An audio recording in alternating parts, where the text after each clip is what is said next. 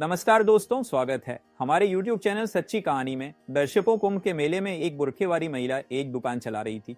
तभी अचानक से उसकी दुकान पर 4 साधु आते हैं और उसे कुछ पैसे दान में देने के लिए आग्रह करने लगते हैं। इसके बाद वह महिला अपने पास से कुछ पैसे निकालती है जो तकरीबन 7 से 8 हजार होंगे और उनमें से एक 50 का नोट निकालकर उनको देने लगती है। इसके बाद वह साधु और पैसे उसे देने के लिए आग्रह करते हैं, लेकिन वह महिला कहती है कि नहीं बाबा, यह पैसे मैंने किसी और काम के लिए रख रखे हैं, तो इनको मैं आपको नहीं दे सकती। इसके बाद उन साधुओं में से एक साधु उसके हाथों को पकड़ लेता है और दूसरा साधु उसके मुंह को बंद कर लेता है, और जो और साधु थे वह उसके हाथों में उन पैसों को छीनकर वहां से जाने लगते हैं। लेकिन तभी अचानक से कुछ साधु एकत्रित होते हैं और उन चारों साधुओं को पकड़ लेते हैं। कौन थे साधु और किस वजह से यह महिला यहाँ पर बुरखे में दुकान लगा रही थी, पूरी कहानी की सच्चाई जानने के लिए वीडियो को अंत तक जरूर देखें। दर्शकों, बिहार के अंदर 2 पति पत्नी रहा करते हैं। पति का नाम सतबीर है और पत्नी का नाम उर्मिला है। पति पत्नी दोनों एक छोटा सा होटल चलाया करते हैं जहां पर कुछ लोग खाना खाया करते हैं और उसी से उनके घर की रोजी रोटी चला करती है।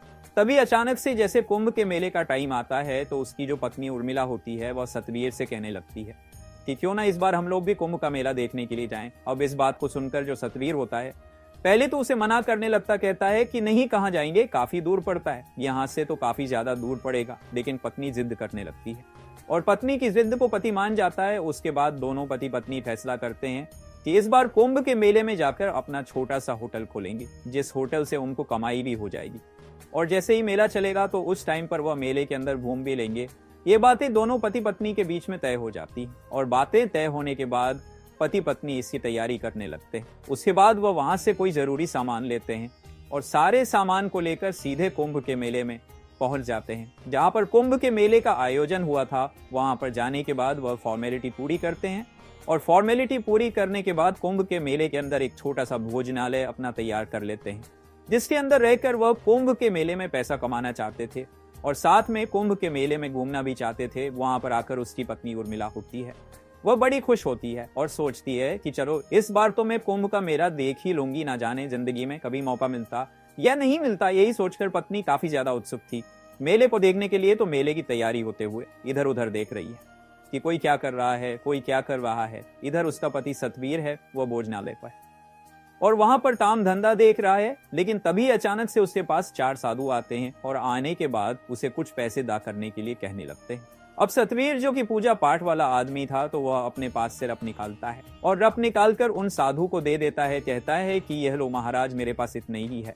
लेकिन साधु कहने लगता है कि बच्चा, तू तो बहुत कम दान कर रहा है, ऐसा कैसे चलेगा। अगर तुम्हारी तरह ही सब लोग हमें रूप देने लगे तो हमारा तो गुजारा ही नहीं होगा, तो आपको और भी पैसे दान करने चाहिए। इसके बाद जो सतबीर होता है थोड़ी देर तक सोच विचार करता है और सोच विचार करने के बाद अपने पास से 50 निकालता है। उन पैसों में से जो पैसे उसने आज का सामान खरीदने के लिए रख रखे थे वह लगभग 10 से 12 हजार थे और वही उनकी जमा पूंजी थी यहाँ के लिए, क्योंकि जितना भी पैसा और उनके पास था वह सारा पैसा इंतजाम करने में खर्च हो गया था। केवल यही पैसे बचे थे जिनसे रोज सामान लाया करेंगे और सामान बेच कर और पैसे कमाया करेंगे। अब जैसे ही साधु उसे पैसों की गड्डी को देखते हैं तो एकदम से हरकत में आए और एक साधु उनमें से सतबीर के हाथ पकड़ लेता है और दूसरा साधु उसके मुंह को बंद कर देता है। जो 2 साधु और बच गए थे वह दोनों मिलकर उसकी दुकान में से जो गल्ले में पैसे पड़े हुए थे उन्हें और साथ में उसे साधु के हाथ में जो गड्डी थी, जिन पैसों से वह सामान लाने वाला था, उनको छीन लेते हैं और उसे धक्का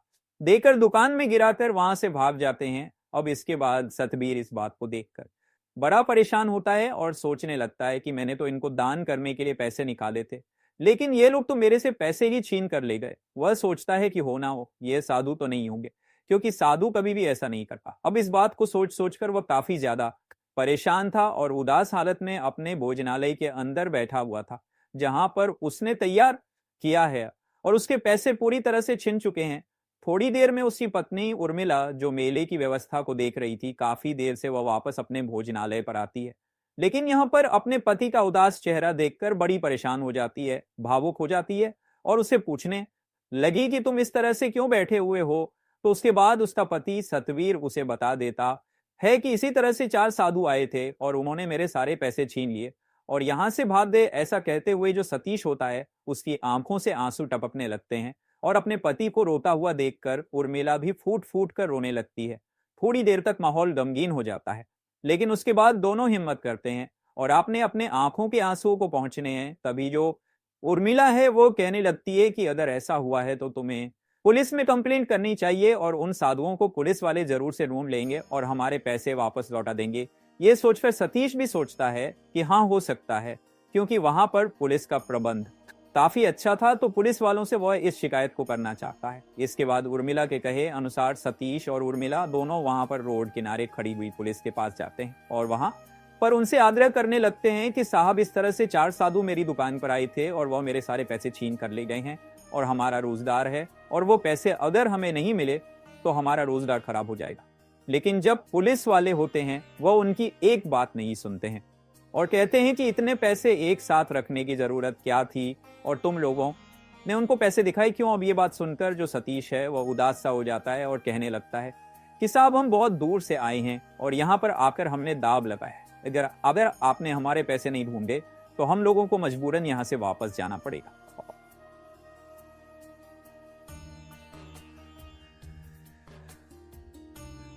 और हमारा बहुत ज्यादा नुकसान हो जाएगा। लेकिन पुलिस वाला उनकी एक बात नहीं सुनता है और कह देता है कि अब इसमें कुछ नहीं हो सकता, यहाँ पर करोड़ों की संख्या में साधु आए हैं और इनमें से मैं कहां से ढूंढूं उन साधु को जो तुम्हारे पैसे छीन कर ले गए। ऐसा कहते हुए उनसे मना कर देता है और जो सतीश और विमला होते हैं वहां से वापस जाने लगते हैं। लेकिन तभी अचानक से एक लाल बत्ती की कार आती है जिसमें एक बड़े अधिकारी थे, और जैसे ही वह बड़े अधिकारी आते हैं तो फौरन से जितने भी पुलिस वाले ऐसे इधर उधर आलस्य में पड़े हुए थे वह एकदम से टेंशन में हो जाते हैं और आते हैं उनको सलूट मारने लगते हैं। और जब सतीश और विमला देखते हैं कि ये तो कोई बड़े अधिकारी हैं तो वह सोचते हैं कि क्यों ना अपनी फरियाद के पास से जाए, हो सकता है ये हमारे पैसों को लौटा दे।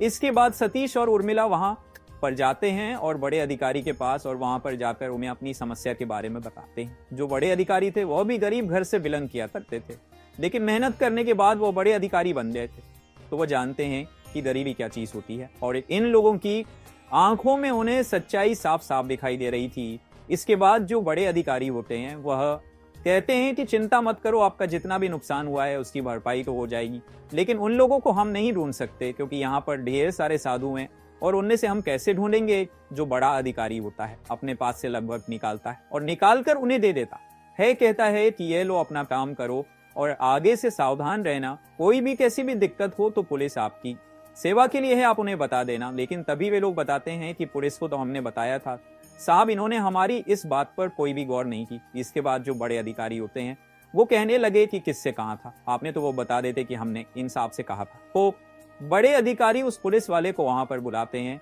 लेकिन पुलिस वाले का यही कहना था बात चलिए कि साहब इतने सारे साधु हैं तो इनमें से उन साधुओं को कैसे ढूंढा जाए। इस बात को सुनकर जो बड़ा अधिकारी होता है वह भी शांत हो जाता है और उसे कह देता है कि ठीक है, कोई बात नहीं, हम इस बात पर अपने आप काम कर लेंगे, आप यहाँ से चले जाओ। वहां से वह जो पति पत्नी थे वे अपने भोजनालय पर चले जाते हैं और वहां पर आगे का अपना काम देखने लगते हैं। वो बड़े अधिकारी को भगवान का रूप बताते हैं और कहते हैं कि ऐसे होने चाहिए असलियत में पुलिस वाले, जिन्होंने फट से हमारी मदद कर दी और हमारा अब यहाँ तक रोजगार भी अच्छी तरह से चल जाएगा और हमारा कोई नुकसान भी नहीं हुआ है। इधर जो बड़े अधिकारी थे, जैसे ही शाम होती है तो शाम के समय उनकी वह बात, यानी कि जो पति पत्नी उनके सामने कह रहे थे, वह बातें उनके सामने आ रही थी और वह सोच रहे थे कि भला ऐसा भी हो सकता है क्या, सच में ही साधु किसी के पैसे छीन सकता है या नहीं। इस बात की जड़ से तहकीकात करनी होगी और जड़ से तहकीकात करने का फैसला कर लेते हैं। यही सोचकर जो बड़े अधिकारी होते हैं रात में ये एक महिला पुलिस वाली से बात करते हैं और उससे कहते हैं कि कल मुझे कुछ काम है और उसके लिए तुम सुबह सुबह मेरे पास जल्दी आ जाना। महिला पुलिस वाली उनका आदेश मानती है और आदेश मानने के बाद दूसरे दिन सुबह सुबह उनके पास पहुंच जाती है। जो बड़े अधिकारी होते हैं वो उसको पूरा मामला समझाते हैं और कहते हैं कि देखो, यह ऑन परेशान हमें चुपचाप करना होगा, क्योंकि हो भी सकता है कि पुलिस वाले ऐसे साधुओं के साथ मिले हुए हो, क्योंकि उन्होंने उस पर कोई भी कार्रवाई नहीं की थी। तो जब महिला पुलिस वाली होती है वह बड़े अधिकारी का कहा मानती है और पूछती है कि साहब कैसे कैसे करना है। तो जो बड़ा अधिकारी होता है वह कहता है कि इसके लिए पहले थोड़ी सी तहकीकात करनी है और तहकीकात करने के लिए वह उसी गरीब व्यक्ति के भोजनालय पर चला जाता है जिसके साथ ये लूटपाट हुई थी। वहां पर जाने के बाद भोजनालय को अच्छी तरह से देखता है और उस बारे में उससे पूछता है कि उसे टाइम पर क्या क्या था और किस वजह से वह लोग तुमसे ऐसे ऐसे पैसे छीन कर ले गए। वह पूरी घटना का ब्यौरा देता है। और वह भोजनालय जो था वह थोड़ा सा हटके था, यानी कि वहां पर ज्यादा भी भीड़ भाड़ नहीं थी। इसके बाद जो बड़े अधिकारी होते हैं उनकी समझ में आ जाता है कि यह लोग अपना शिकार उस दुकान को बनाते हैं जिस दुकान के आसपास ज्यादा भीड़ ना हो और उस दुकान पर एक ही व्यक्ति हो। इसके बाद एसपी साहब वहां पर एक ऐसी दुकान देखने लगते हैं जो दुकान एकांत में हो और वहां पर ज्यादा भीड़ भाड़ ना हो। तो उन्हें एक दुकान एकांत में मिल जाती है जो कि एक मुस्लिम व्यक्ति की थी। मुस्लिम व्यक्ति वहां पर कुछ कॉस्मेटिक का सामान बेच रहा था और इस दुकान को जब बड़े अधिकारी देखते हैं तो वह भी एकदम से इन्हें परफेक्ट लगती है। अब इसके बाद यह दुकान मुस्लिम की थी और वह सोचने लगते हैं कि हो सकता है वह लोग इसकी रेकी पहले ही कर चुके हो, लेकिन उन लोगों ने अभी तक इसे अपना शिकार नहीं बनाया हो। यही सोचकर जो बड़े अधिकारी हैं वह वहां पर अपना जाल बिछाना चाहते हैं और जाकर उसे मुस्लिम व्यक्ति से बात करते हैं। वह कहते हैं कि देखो, आपकी दुकान कुछ देर के लिए हमें चाहिए और यहाँ पर हमारी एक महिला सिपाही रहेगी जो आपकी तरह ही यहाँ पर रहकर सामान बेचेगी। दुकान वाला भी मान जाता है क्योंकि यहाँ पर बहुत बड़े अधिकारी थे और उसकी बातों को मानकर उन्हें दुकान देने के लिए तैयार हो जाता है। अब मुस्लिम व्यक्ति की दुकान होने की वजह से जो बड़े अधिकारी होते हैं वह महिला पुलिस वाली को बुर्का पहना देते हैं और कहते हैं कि अगर कोई पूछे कि तुम यहाँ पर काम क्यों कर रही हो तो कह देना कि पिताजी की तबीयत खराब है और इसी वजह से मैं यहाँ पर काम कर रही हूँ। महिला सिपाही ने बुर्का पहन लिया था और बुर्का पहनने के बाद वो उस दुकान पर काम करने लगे। दूसरी ओर जो बड़े अधिकारी थे उन्होंने अपने 10 कमांडोज को साधु के भेष में तैयार कर दिया था और कहा था कि तुम्हें दूर से इस दुकान पर नजर रखनी है ताकि तुम लोग इस दुकान को देख सको लेकिन तुम किसी और की निगाह में ना आ सको कि तुम लोग इस दुकान पर निगाह रख रहे हो। ऐसा ही वह करते हैं और पूरी तरह से जाल को बिछा दिया था। लगभग 1 से 2 दिन ऐसा ही करने के बाद वहां पर कुछ भी हासिल नहीं होता है, लेकिन तीसरे दिन अचानक से 4 साधु इसी तरह से दुकान पर आते हैं और वहां पर उसे दान धर्म करने के लिए कहने लगते हैं।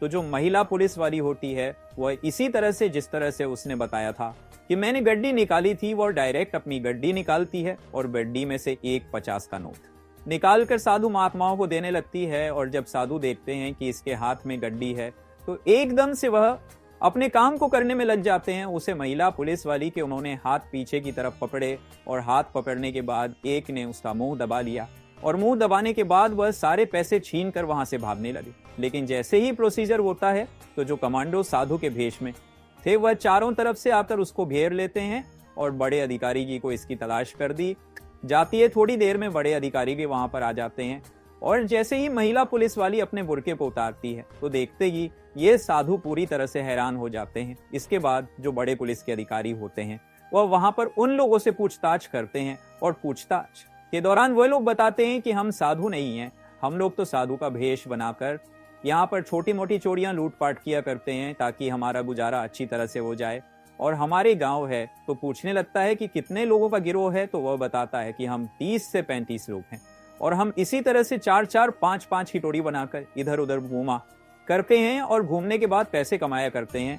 अब जो बड़े अधिकारी होते हैं वह उनको तो पकड़ने के लिए कह देते हैं, लेकिन अपनी पुलिस का रवैया भी देखना चाहते हैं कि पुलिस के सामने अगर कोई ऐसा केस आता है तो वह किस तरह से बिहेव करते हैं। इसके बाद वह पुलिस वाले से कहते हैं कि तुम अच्छी तरह से अपने पुरखे को दोबारा से तैयार करो और तैयार करने के बाद पुलिस वालों के पास जाना और उससे कहना कि इसी तरह से मेरे साथ हो गया है और वह तुम्हारे साथ क्या बिहेव करते हैं। यही सोचकर वह बुर्के वाली महिला को पुलिस वालों के पास भेज देते हैं और जैसे ही महिला जाकर वहां से अपने लिए न्याय की गुहार लगाती है तो पुलिस वाले उसे धमका कर वापस भेज देते हैं और कहते हैं कि यहाँ पर करोड़ों की भीड़ में साधु हैं तो हम लोग इसमें क्या कर सकते हैं, तुम यहाँ से चली जाओ। इसके बाद वे कहने लगे कि साहब मेरे पिताजी बीमार हैं और इसी वजह से मैं दुकान पर काम कर रही हूँ, लेकिन अगर आप लोग मेरी मदद नहीं करोगे तो फिर मैं कहाँ जाऊंगी, मेरे साथ बहुत ही गलत हो गया है। लेकिन पुलिस वाले उसकी एक नहीं सुनते हैं और उसे धमका कर वहां से भेजने लगते हैं। इसके बाद जो महिला पुलिसकर्मी होती है वो अपने बुर्के को उतारती है और वहां पर बड़े अधिकारी साहब भी आ जाते हैं। वह पुलिस वालों को हिदायत देते हैं और कहते हैं कि तुम लोगों का यह रवैया बिल्कुल भी ठीक नहीं है। यहाँ पर लोग काफी दूर दूर से आकर, कोई रोजगार के लिए आता है तो कोई दर्शन करने के लिए आता है, तो तुम लोगों को यहाँ पर इसलिए किया गया है ताकि तुम लोगों की मदद कर सको और ऐसा कुछ ना होने दे सको। पुलिस वाले बड़े अधिकारी से माफी मांगते हैं और कहते हैं कि साहब आगे से ऐसा नहीं होगा और हम लोग सच में ही सभी लोगों की मदद किया करेंगे। और जब ये बात सभी पुलिस डिपार्टमेंट में पहुंचती है कि बड़े अधिकारी साहब इसी तरह से ऑपरेशन कर रही हैं और लोगों को पकड़ रही हैं और पुलिस ने फटकार भी लगाई जा रही है, तो पुलिस वाले अब अच्छी तरह से सभी की देखभाल करने का फैसला करते हैं और कोई भी जरा सी बात किया करता तो वहां पर उसके साथ जाकर उसकी समस्या का निवारण करने की कोशिश करते हैं। इधर जो बड़े अधिकारी होते हैं उन 4 लुटेरों की मदद से उन सभी लुटेरे को पकड़ लेते हैं जो लुटेरे वहां पर काम कर रहे थे और इसी तरह से इस मेले के अंदर हो रही लूटपाट को कम करने का फैसला करते हैं। इधर ये खबर जैसे ही सतबीर और उसकी पत्नी के पास पहुंचती है, किसी तरह से पुलिस वालों ने उनको पकड़ लिया है और पकड़ने के बाद उनके गिरोह को भी पकड़ लिया है, तो उन लोगों को इस बात की बड़ी शांति होती है और वह लोग सोचने लगते हैं कि पुलिस में सभी लोग एक साथ नहीं हुआ करते, कुछ ऐसे अधिकारी भी होते हैं जो हमारे लिए बहुत कुछ करते हैं। तो दोस्तों, ये थी आज की कहानी। आप लोगों को जैसी लगी कमेंट बॉक्स में बता देना। वीडियो अगर अच्छी लगी हो तो वीडियो को लाइक और चैनल को सब्सक्राइब जरूर करें। दर्शकों, मिलते हैं किसी अगली वीडियो में, तब